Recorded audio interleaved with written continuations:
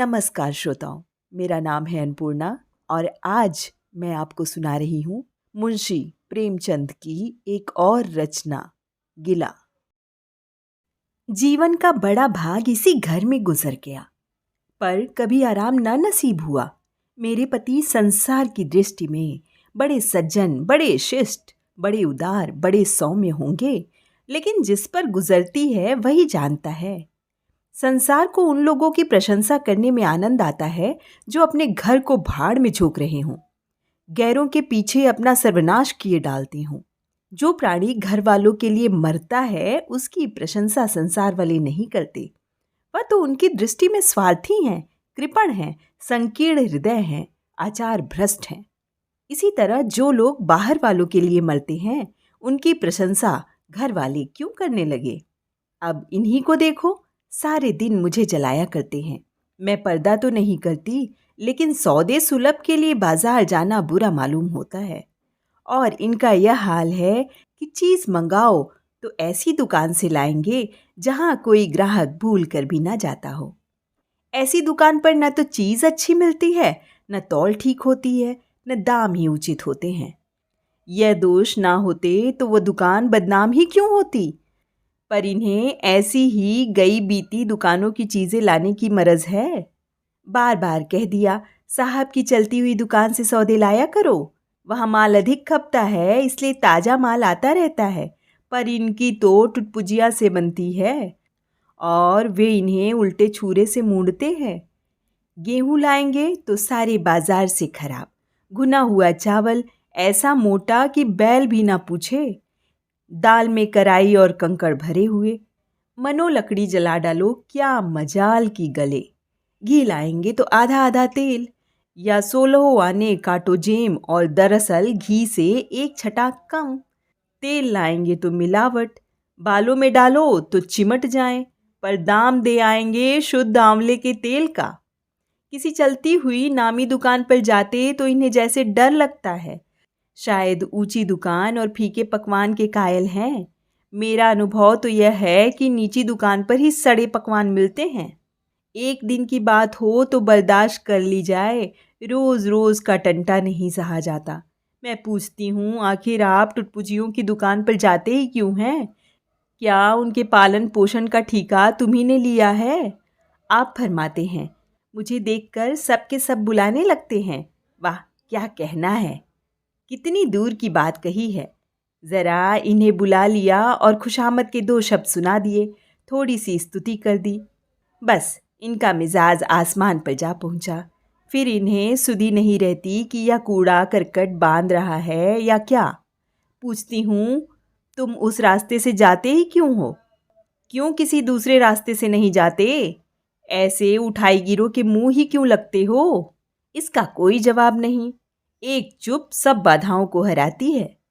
एक बार एक गहना बनवाने को दिया। मैं तो महाशय जी को जानती थी, इनसे कुछ पूछना व्यर्थ समझा। अपने पहचान के एक सुनार को बुला रही थी, संयोग से आप भी विराजमान थे। बोले, यह संप्रदाय विश्वास के योग्य नहीं, धोखा खाओगी। मैं एक सुनार को जानता हूँ, मेरे साथ का पढ़ा हुआ है, बरसों साथ साथ खेले हैं। वह मेरे साथ चालबाजी नहीं कर सकता। मैंने भी समझा, जब इनका मित्र है और वह भी बचपन का, तो कहाँ तक दोस्ती का हक ना निभाएगा। सोने का एक आभूषण और 100 रुपये इनके हवाले किए।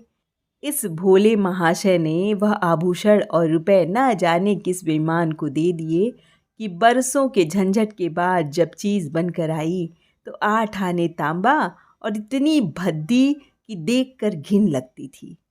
रो पीट कर बैठ रही। ऐसे ऐसे वफादार तो इनके मित्र हैं, जिन्हें मित्र की गर्दन पर छुरी फेरने पर भी संकोच नहीं। इनकी दोस्ती भी उन्हीं लोगों से है जो ज़माने भर के जट्टू, गिरहकट, लंगोटी में फाक खेलने वाले फाके मस्त हैं, जिनका उद्यम ही इन जैसे आँख के अंधों से दोस्ती गांठना है। नित्य ही एक न एक महाशय उधार मांगने के लिए सिर पर सवार रहते हैं और बिना लिए गला नहीं छोड़ते। मगर ऐसा कभी न हुआ कि किसी ने रुपए चुकाए हों। आदमी एक बार खोकर सीखता है, 2 बार खोकर सीखता है, किंतु यह भोले मानस 1000 बार खोकर भी नहीं सीखते।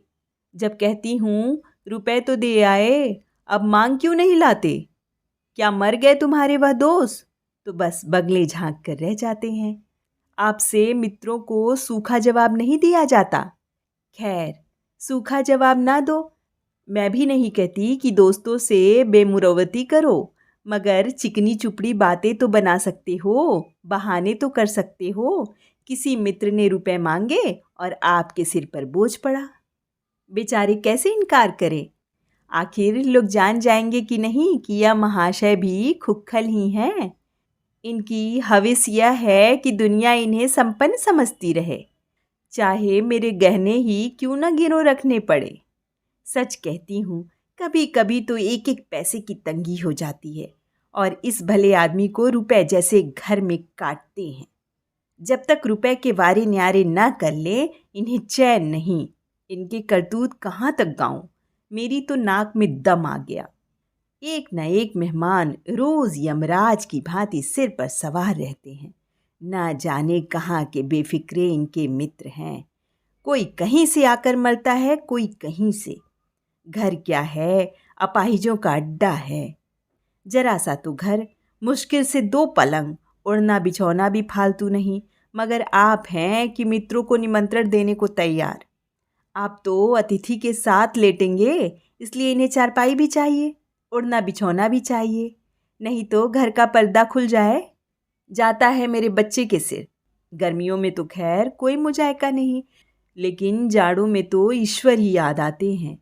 गर्मियों में भी तो खुली छत पर मेहमानों का ही अधिकार हो जाता है। अब मैं बच्चों को लिए पिंजड़े में पड़ी फड़फड़ाया करूं? इन्हें इतनी समझ भी नहीं कि जब घर में यह दशा है तो क्यों ऐसों को मेहमान बनाए जिनके पास कपड़े लत्ते तक नहीं। ईश्वर की दया से इनके सभी मित्र इसी श्रेणी के हैं। एक भी ऐसा माई का लाल नहीं जो समय पड़ने पर धेले से भी इनकी मदद कर सके। 2-1 बार महाशय को इसका अत्यंत कटु अनुभव हो चुका है, मगर इस जड़ भरत ने जैसे आंखें ना खोलने की कसम खा ली है।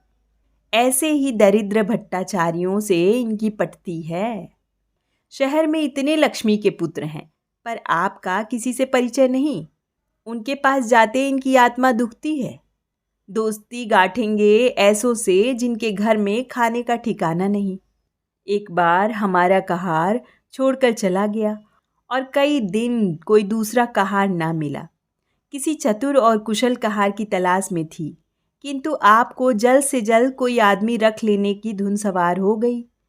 घर के सारे काम पूर्ववत चल रहे थे, पर आपको मालूम हो रहा था कि गाड़ी रुकी हुई है।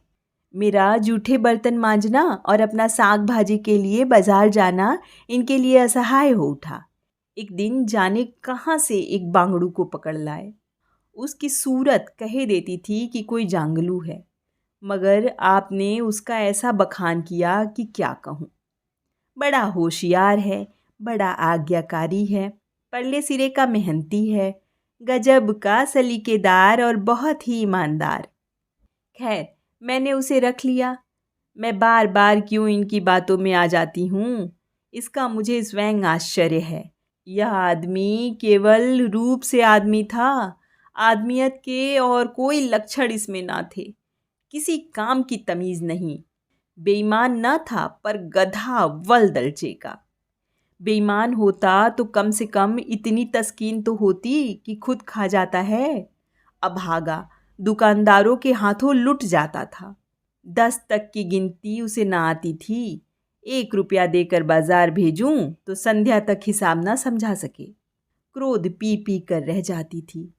रक्त खौलने लगता था कि दुष्ट के कान उखाड़ लूं, मगर इन महाशय को उसे कभी कुछ कहते नहीं देखा। डांटना तो दूर की बात है। आप नहा धोकर धोती छाट रहे हैं और वह दूर बैठा तमाशा देख रहा है। मैं तो बचा का खून पी जाती, लेकिन इन्हें ज़रा भी गम नहीं। जब मेरे डांटने पर धोती छाटने जाता भी तो आप उसे समीप ना आने देते, बस उसके दोषों को गुड़ बनाकर दिखाया करते थे, और इस प्रयास में सफल ना होते तो दोषों पर पर्दा डाल देते थे। मूर्ख को झाड़ू लगाने की तमीज़ ना थी। मर्दाना कमरा ही तो सारे घर में ढंग का एक कमरा है। उसमें झाड़ू लगाता तो इधर की चीज उधर, ऊपर की नीचे, मानो कमरे में भूकंप आ गया हो। और गिर्द का यह हाल कि सांस लेना कठिन। पर आप शांतिपूर्वक कमरे में बैठे हैं, जैसे कोई बात ही नहीं। एक दिन मैंने उसे खूब डांटा, कल से ठीक ठीक झाड़ू ना लगाई तो कान पकड़कर निकाल दूंगी। सवेरे सोकर उठी तो देखती हूँ कमरे में झाड़ू लगी हुई है और हर एक चीज करीने से रखी हुई है। गर्द गुबार का नाम नहीं। मैं चकित होकर देखने लगी तो आप हंसकर बोले, देखती क्या हो, आज घूरे ने बड़े सवेरे उठकर झाड़ू लगाई है।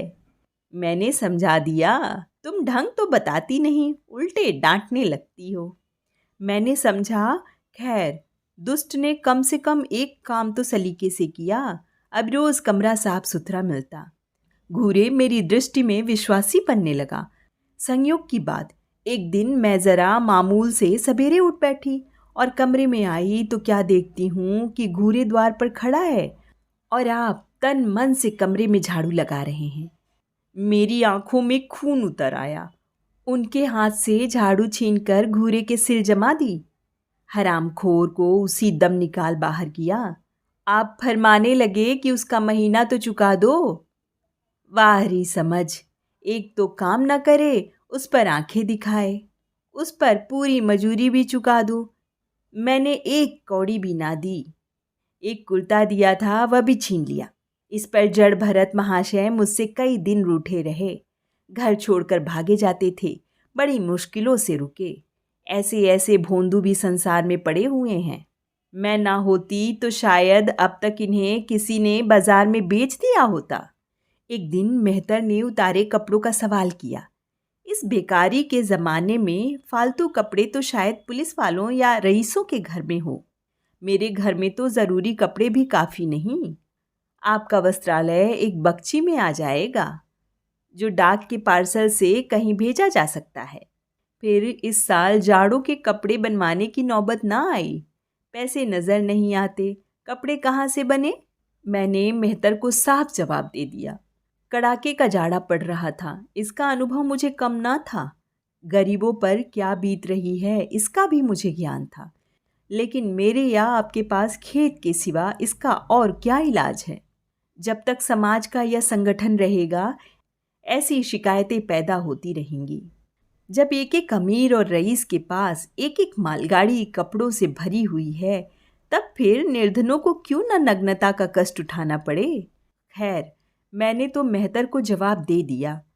आपने क्या किया कि आपका कोट उठाकर उसको भेंट कर दिया। मेरी देह में आग लग गई। इतनी दानशील नहीं हूं कि दूसरों को खिलाकर आप सो रहूं। देवता के पास यही एक कोट था, आपको इसकी जरा भी चिंता ना हुई कि पहनेंगे क्या। यश के लोभ ने जैसे बुद्धि ही हल ली।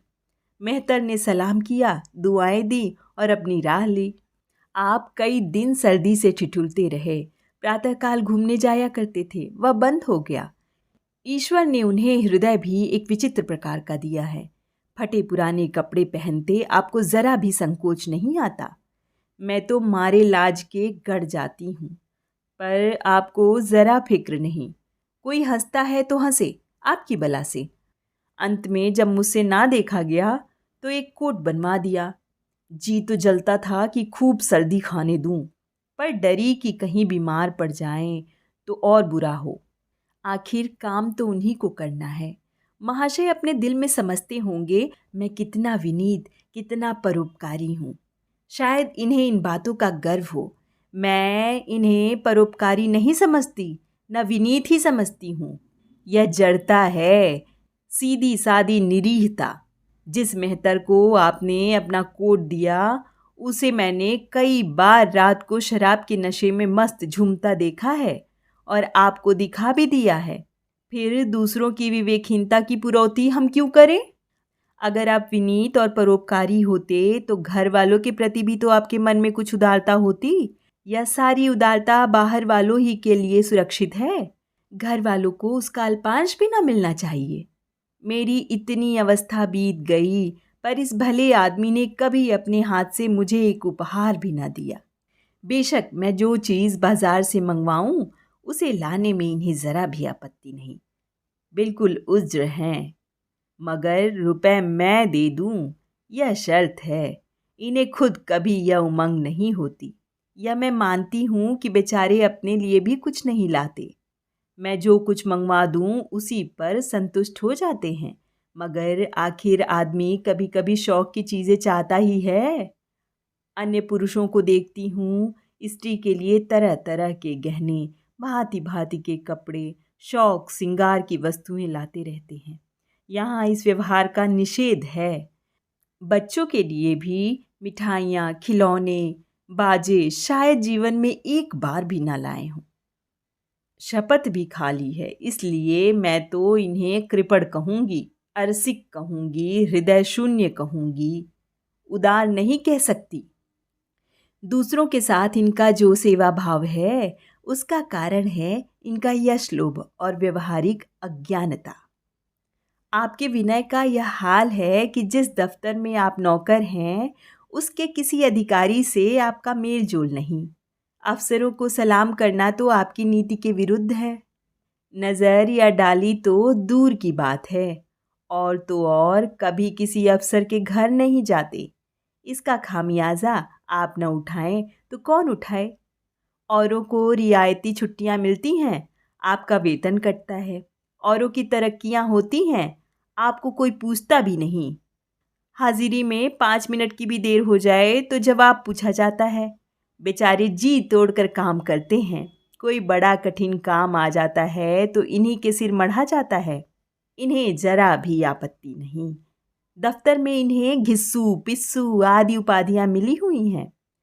मगर पड़ाव कितना ही बड़ा मारें, इनके भाग्य में वही सूखी घास लिखी है। यह विनय नहीं है, स्वाधीन मनोवृत्ति भी नहीं है। मैं तो इसे समय चातुरी का भाव कहती हूँ। आखिर कोई अफसर आपसे क्यों प्रसन्न हो? इसलिए कि आप बड़े मेहनती हैं। दुनिया का काम मुरव्वत और रवादारी से चलता है। अगर हम किसी से खिंचे रहें तो कोई कारण नहीं कि वह भी हमसे न खिंचा रहे। फिर जब मन में क्षोभ होता है तो वह दफ्तरी व्यवहारों में भी प्रकट हो ही जाता है। जो मातहत अफसर को प्रसन्न रखने की चेष्टा करता है, जिसकी जात से अफसर का कोई व्यक्तिगत उपकार होता है, जिस पर वह विश्वास कर सकता है, उसका लिहाज वह स्वभावतः करता है। ऐसे सिरागियों से क्यों किसी को सहानुभूति होने लगी? अफसर भी तो मनुष्य हैं। उसके हृदय में जो सम्मान और विशिष्टता की कामना है, वह कहाँ पूरी हो? जब अधीनस्थ कर्मचारी ही उससे फिरंट रहें तो क्या उसके अफसर उसे सलाम करने आएंगे? आपने जहाँ नौकरी की वहाँ से निकाले गए, कभी किसी दफ्तर में 2-3 साल से ज़्यादा न टिके। या तो अफसर से लड़ गए या कार्याधिक्य के कारण छोड़ बैठे। आपको कुटुंब सेवा का दावा है। आपके कई भाई भतीजे होते हैं, वह कभी इनकी बात भी नहीं पूछते। आप बराबर उनका मुंह ताकते रहते हैं। इनके एक भाई साहब आजकल तहसीलदार हैं। घर की मिल्कियत उन्हीं की निगरानी में है। वह ठाठ से रहते हैं, मोटर रख ली है, कई नौकर चाकर हैं, मगर यहाँ भूले से भी पत्र नहीं लिखते। एक बार हमें रुपए की बड़ी तंगी हुई। मैंने कहा अपने भ्राता जी से क्यों नहीं मांग लेते। कहने लगे उन्हें क्यों चिंता में डालूं, उन्हें भी तो अपना खर्च है। कौन सी ऐसी बचत हो जाती होगी। जब मैंने बहुत मजबूर किया तो आपने पत्र लिखा। मालूम नहीं पत्र में क्या लिखा। पत्र लिखा या मुझे चकमा दे दिया। रुपए न आने थे न आए। कई दिनों के बाद मैंने पूछा, कुछ जवाब आया श्रीमान के भाई साहब के दरबार से? आपने रुष्ट होकर कहा, अभी केवल 1 सप्ताह तो खत पहुँचे हुए, अभी क्या जवाब आ सकता है। 1 सप्ताह और गुजरा मगर जवाब नदारद। अब आपका यह हाल है कि मुझे कुछ बातचीत करने का अवसर ही नहीं देते। इतने प्रसन्नचित नज़र आते हैं कि क्या कहूँ। बाहर से आते हैं तो खुश खुश, कोई न कोई शिगुफा लिए हुए। मेरी खुशामद भी खूब हो रही है। मेरे मैके वालों की प्रशंसा भी हो रही है। मेरे गृह प्रबंध का बखान भी असाधारण रीति से किया जा रहा है। मैं इस महाशय की चाल समझ रही थी।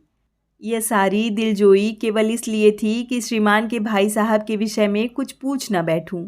सारे राजनीतिक, आर्थिक, सामाजिक, आचारिक प्रश्नों की मुझसे व्याख्या की जाती थी, इतने विस्तार और गवेषणा के साथ कि विशेषज्ञ भी लोहा मान जाए, केवल इसलिए कि मुझे वह प्रसंग उठाने का अवसर न मिले। लेकिन मैं भला कब चूकने वाली थी। जब पूरे 2 सप्ताह गुजर गए और बीमे के रुपए भेजने की मिति मौत की तरह सिर पर सवार हो गई, तो मैंने पूछा, क्या हुआ?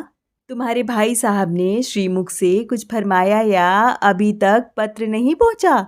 आखिर घर की जायदाद में हमारा भी कुछ हिस्सा है या नहीं? या हम किसी लौंडी दासी की संतान हैं? 500 रुपये साल का नफा तो 10 साल पहले था, अब तो 1,000 से कम ना होगा, पर हमें कभी एक कानी कौड़ी भी नहीं मिली। मोटे हिसाब से हमें 2,000 मिलना चाहिए। 2,000 ना हो, 1,000 हो, 500 हो, 250 हो, कुछ ना हो तो बीमा के प्रीमियम भर के तो हों। तहसीलदार साहब की आमदनी हमारी आमदनी की चौगुनी है, रिश्वतें भी लेते हैं, तो फिर हमारे रुपए क्यों नहीं देते? आप हैं हाँ हाँ करने लगे, कहने लगे वह बेचारे घर की मरम्मत करवाते हैं, बंधु बांधवों का स्वागत सत्कार करते हैं, नातेदारियों के भेंट भाट भेजते हैं, और कहाँ से लावें जो हमारे पास भेजें। वाह हरी बुद्धि! मानो जायदाद इसलिए होती है कि उसकी कमाई उसी में खर्च हो जाए। इस भले आदमी को बहाने गढ़ने भी नहीं आते।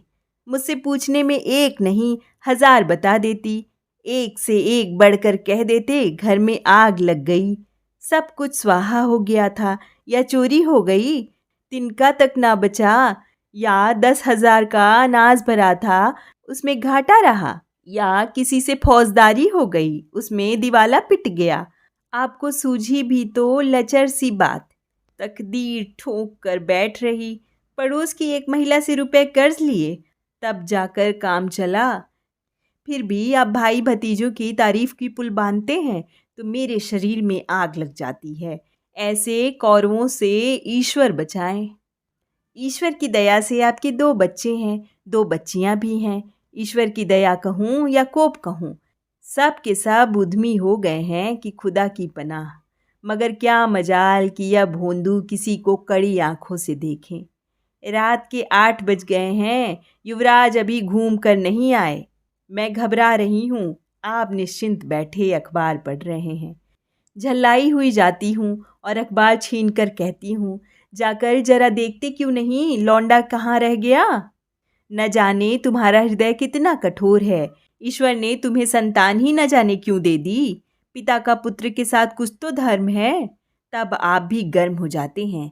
अभी तक नहीं आया? बड़ा शैतान है। आज बच्चा आते हैं तो कान उखाड़ लेता हूँ, मारे हंटरों के खाल उधेड़ कर रख दूंगा। यूं बिगड़ कर तैश के साथ आप उसे खोजने निकलते हैं। संयोग की बात, आप उधर जाते हैं, इधर लड़का आ जाता है। मैं पूछती हूँ, तू किधर से आ गया? तुझे वह ढूंढने गए हुए हैं। देखना आज कैसी मरम्मत होती है, यह आदत ही छूट जाएगी। दांत पीस रहे थे, आते ही होंगे, छड़ी भी उनके हाथ में है। तुम इतने मन के हो गए हो कि बात नहीं सुनते। आज आटे दाल का भाव मालूम होगा। लड़का सहम जाता है और लैंप जलाकर पढ़ने बैठ जाता है।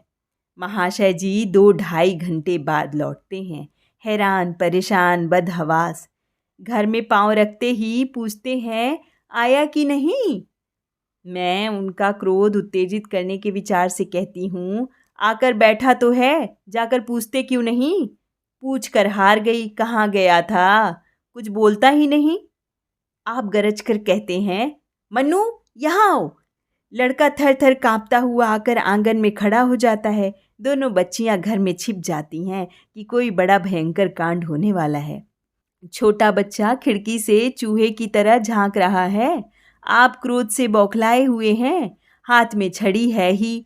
मैं भी वह क्रोधोन्मत्त आकृति देखकर पछताने लगती हूँ कि कहाँ से इनसे शिकायत की।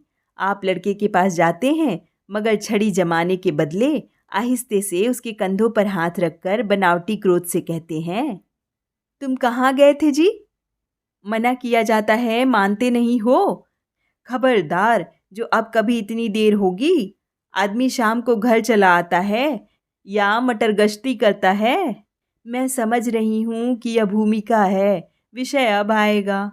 भूमिका तो बुरी नहीं, लेकिन यहाँ तो भूमिका पर इतनी हो जाती है। बस आपका क्रोध शांत हो गया, बिल्कुल जैसे क्वार की घटा घेर घार हुआ, काले बादल आए, गड़गड़ाहट हुई और गिरी क्या, 4 बूंदे। लड़का अपने कमरे में चला जाता है और शायद खुशी से नाचने लगता है। मैं पराभूत होकर कहती हूँ, तुम तो जैसे डर गए। भला 2-4 तमाचे तो लगाए होते, इसी तरह तो लड़के शेर हो जाते हैं। आप फरमाते हैं, तुमने सुना नहीं मैंने कितने जोर से डांटा? बच्चा की जान ही निकल गई होगी। देख लेना जो फिर कभी देर में आए। तुमने डांटा तो नहीं? हाँ, आंसू पोंछ दिए। तुमने मेरी डांट सुनी नहीं? क्या कहना है आपकी डांट का? लोगों के कान बहरे हो गए। लाओ तुम्हारा गला सहला दूं। आपने एक नया सिद्धांत निकाला है कि दंड देने से लड़के खराब हो जाते हैं। आपके विचार से लड़कों को आज़ाद रहना चाहिए। उन पर किसी तरह का बंधन, शासन या दबाव ना होना चाहिए। आपके मत से शासन बालकों के मानसिक विकास में बाधक होता है। इसी का यह फल है कि लड़के बेनकेल के ऊंट बने हुए हैं। कोई 1 मिनट भी किताब खोलकर नहीं बैठता। कभी गुल्ली डंडा है, कभी गोलियां, कभी कनकौवे। श्रीमान भी लड़कों के साथ खेलते हैं। 40 साल की उम्र और लड़कपन इतना। मेरे पिताजी के सामने मजाल थी कि कोई लड़का कनकौवा उड़ा ले या गुल्ली डंडा खेल सके। खून पी जाते। प्रातःकाल से लड़कों को लेकर बैठ जाते थे। स्कूल से ज्यों ही लड़के आते फिर ले बैठते थे। बस संध्या समय आधा घंटे की छुट्टी देते थे, रात को फिर जोत देते। यह नहीं कि आप तो अखबार पढ़ा करें और लड़के गली गली भटकते फिरें। कभी कभी आप सींग कटाकर बछड़े बन जाते हैं, लड़कों के साथ ताश खेलने बैठा करते हैं। ऐसे बाप का भला लड़कों पर क्या रोब हो सकता है? पिताजी के सामने मेरे भाई सीधे ताक नहीं सकते थे। उनकी आवाज़ सुनते ही तहलका मच जाता था। उन्होंने घर में कदम रखा और शांति का साम्राज्य हुआ। उनके सम्मुख जाते लड़कों के प्राण सूखते थे। उसी शासन की यह बरकत है कि सभी लड़के अच्छे अच्छे पदों पर पहुंच गए। हाँ, स्वास्थ्य किसी का अच्छा नहीं है तो पिताजी ही का स्वास्थ्य कौन बड़ा अच्छा था। बेचारे हमेशा किसी न किसी औषधि का सेवन करते रहते थे। और क्या कहूँ, एक दिन तो हद ही हो गई। श्रीमान जी लड़कों को कनकौवा उड़ाने की शिक्षा दे रहे थे। यूं घुमाओ, यूं गोता दो, यूं खींचो, यूं ढील दो। ऐसा तन मन से सिखा रहे थे मानो गुरु मंत्र दे रहे हों। उस दिन मैंने इनकी ऐसी खबर ली कि याद करते होंगे। तुम कौन होते हो मेरे बच्चों को बिगाड़ने वाले? तुम्हें घर से कोई मतलब नहीं है ना हो, लेकिन आप मेरे बच्चों को खराब ना कीजिए, बुरी बुरी आदतें ना सिखाइए। आप उन्हें सुधार नहीं सकते तो कम से कम बिगाड़िए मत। लगे बगले झांकने। मैं चाहती हूँ एक बार यह भी गर्म पड़े तो अपना चंडी रूप दिखाऊं, पर यह इतना जल्द दब जाते हैं कि मैं हार जाती हूँ। पिताजी किसी लड़के को मेले तमाशे न ले जाते थे। लड़का सिर पटक कर मर जाए मगर जरा भी ना पसीजते थे। और इन महात्मा जी का यह हाल है कि एक एक से पूछ कर मेले ले जाते हैं। चलो चलो वहाँ बड़ी बहार है, खूब आतिशबाजियाँ छूटेंगी, गुब्बारे उड़ेंगे, विलायती चरखियाँ भी हैं, उन पर मज़े से बैठना। और तो और आप लड़कों को हॉकी खेलने से भी नहीं रोकते। यह अंग्रेजी खेल भी कितने जानलेवा होते हैं। क्रिकेट, फुटबॉल, हॉकी एक से एक घातक। गेंद लग जाए तो जान लेकर ही छोड़े। पर आपको इन सभी खेलों से प्रेम है। कोई लड़का मैच में जीत कर आ जाता है तो ऐसे फूल उठाते हैं मानो किला जीत कर आया हो। आपको उसकी ज़रा भी परवाह नहीं कि चोट चपेट आ गई तो क्या होगा। हाथ पांव टूट गए तो बेचारों की ज़िंदगी कैसे पार लगेगी। पिछले साल कन्या का विवाह था। आपको जिद थी कि दहेज के नाम कानी कौड़ी भी ना देंगे, चाहे कन्या आजीवन कंवारी बैठी रहे। यहाँ भी आपका आदर्शवाद आकूदा। समाज के नेताओं का छल प्रपंच आए दिन देखते रहते हैं, फिर भी आपकी आंखें नहीं खुलती। जब तक समाज की यह व्यवस्था कायम है और युवती कन्या का अविवाहित रहना निंदास्पद है, तब तक यह प्रथा मिटने की नहीं। दो चार ऐसे व्यक्ति भले ही निकल आवें जो दहेज के लिए हाथ ना फैलावें, लेकिन इसका परिस्थिति पर कोई असर नहीं पड़ता और कुप्रथा ज्यों की त्यों बनी हुई है। पैसों की तो कमी नहीं है, दहेज की बुराइयों पर लेक्चर दे सकते हैं, लेकिन मिलते हुए दहेज को छोड़ देने वाला मैंने आज तक ना देखा। जब लड़कों की तरह लड़कियों की शिक्षा और जीविका की सुविधाएं निकल आएंगी तो यह प्रथा भी विदा हो जाएगी। उसके पहले संभव नहीं। मैंने जहाँ जहाँ संदेश भेजा दहेज का प्रश्न उठ खड़ा हुआ और आपने प्रत्येक अवसर पर टांग अड़ाई। अब इस तरह पूरा साल गुजर गया और कन्या को 17वां लग गया तो मैंने एक जगह बात पक्की कर ली। आपने भी स्वीकार कर लिया, क्योंकि वर पक्ष ने लेन देन का प्रश्न उठाया ही नहीं। हालांकि अंतःकरण में उन लोगों को पूरा विश्वास था कि अच्छी रकम मिलेगी और मैंने भी तय कर लिया था कि यथाशक्ति कोई बात उठा न रखूंगी। विवाह के सकुशल होने में कोई संदेह ना था, लेकिन इन महाशय के आगे मेरी एक न चली। यह प्रथा निंद्य है, यह रस्म निरर्थक है। यहाँ रुपए की क्या ज़रूरत, यहाँ गीतों का क्या काम। नाक में दम था। यह क्यों वह क्यों, यह तो साफ दहेज है। तुमने मेरे मुंह में कालिख लगा दी, मेरी आबरू मिटा दी। जरा सोचिए इस परिस्थिति को कि बारात द्वार पर खड़ी हुई है और यहाँ बात बात पर शास्त्रार्थ हो रहा है। विवाह का मुहूर्त आधी रात के बाद था। प्रश्नानुसार मैंने व्रत रखा, किंतु आपकी टेक थी कि व्रत की कोई ज़रूरत नहीं। जब लड़के के माता पिता व्रत नहीं रखते, जब लड़का तक व्रत नहीं रखता, तो कन्या पक्ष वाले ही व्रत क्यों रखें।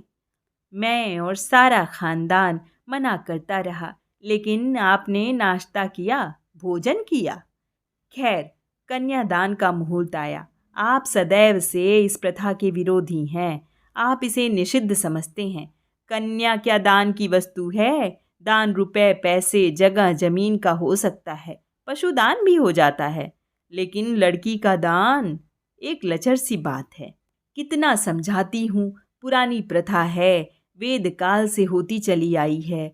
शास्त्रों में इसकी व्यवस्था है, संबंधी समझा रहे हैं, पंडित समझा रहे हैं, पर आप हैं कि कान पर जूं नहीं रेंगती। हाथ जोड़ती हूँ, पैरों पड़ती हूँ, गिड़गिड़ाती हूँ, लेकिन मंडप के नीचे ना गए। और मज़ा यह है कि आपने ही तो अनर्थ किया और आप ही मुझसे रूठ गए। विवाह के पश्चात महीनों बोलचाल ना रही, झक मारकर मुझी को मानना पड़ा।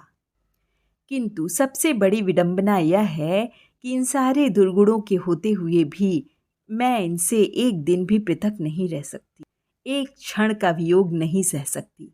इन सारे दोषों पर भी मुझे इनसे प्रगाढ़ प्रेम है। इनमें यह कौन सा गुण है जिस पर मैं मुग्ध हूँ, मैं खुद नहीं जानती, पर इनमें कोई बात ऐसी है जो मुझे इनकी चेरी बनाए हुए है। वह जरा मामूली सी देर में घर आते हैं तो प्राण नहों में समा जाते हैं।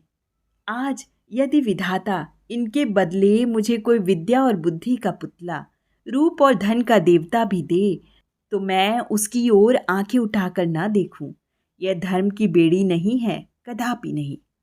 प्रथागत पतिव्रत भी नहीं, बल्कि हम दोनों की प्रकृति में कुछ ऐसी क्षमताएं, कुछ व्यवस्थाएं उत्पन्न हो गई हैं कि मानो किसी मशीन के कल पुर्जे घिस घिसाकर फिट हो जाते हों और एक पुर्जे की जगह दूसरा पुर्जा काम न दे सके, चाहे वह पहले से कितना ही सुडौल, नया और सुदृढ़ क्यों न हो। जाने हुए रास्ते से हम निशंक आंखें बंद किए जाते हैं। उसके ऊंच नीच, मोड़ और घुमाव सब हमारी आंखों में समाये हुए हैं। अनजान रास्ते पर चलना कितना कष्टप्रद होगा। शायद आज मैं इनके दोषों को गुणों से बदलने पर भी तैयार ना होंगी।